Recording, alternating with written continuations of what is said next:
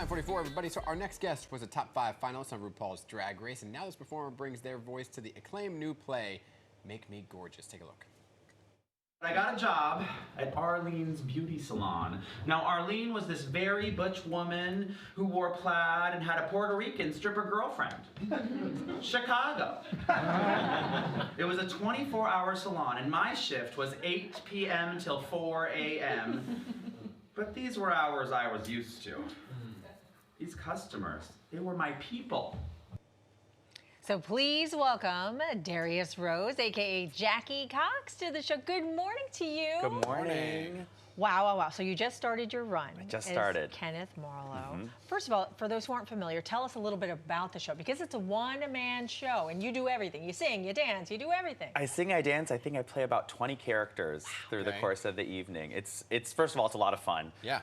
And Kenneth and then later Kate Marlo was such a interesting human being who did so many different things, drag, burlesque, an acclaimed author, and it was just so fun to do this every night, to follow the journey from Kenneth to eventually she transitioned, and Kate is kind of where we leave the play. But all of the steps leading up to that moment and all of the different jobs that they had are so fun to do.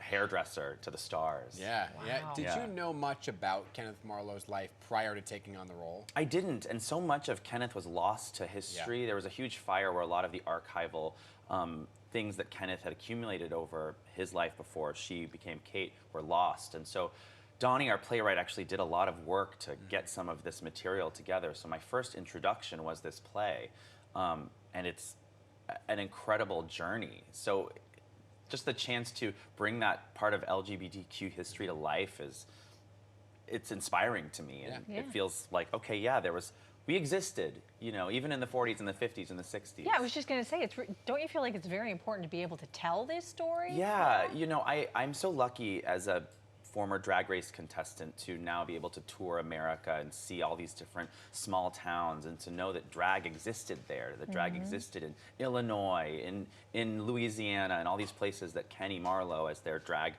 persona was known, Mr. Kenny Marlo, got to perform, and now I get to perform in those places.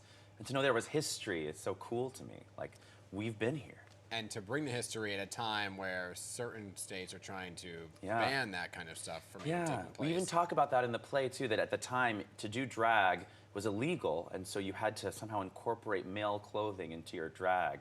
Wow. And still today in 2024 we have laws enacting to try to ban people from wearing clothing. Yeah. That's crazy. Yeah. So how many characters did you say you play? It's about 20, 20. throughout So the course of the evening. how do you prepare yourself for a role like that? I mean, you're like switching so many different Yeah, characters. a little caffeine helps, Yeah. and a sleep before the show too. I think what's fun is because each character is so different, and all of the people that Kenny meets kind of inspire us to be who we are as we move through the piece.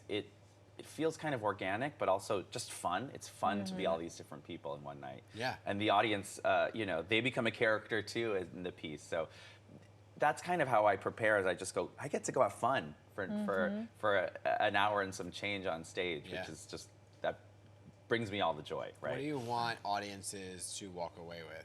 Oh gosh, I want them to walk away knowing that everyone is welcome, no matter where you are in your journey, and no matter where you are in your career, where you are in your comfortability with yourself and maybe your sexuality or your gender. Like, there's a place for you, and you can find your path through all of the people and experiences you meet, and find yourself in history. Yeah. I think is something really cool that this play kind of unlocked for me.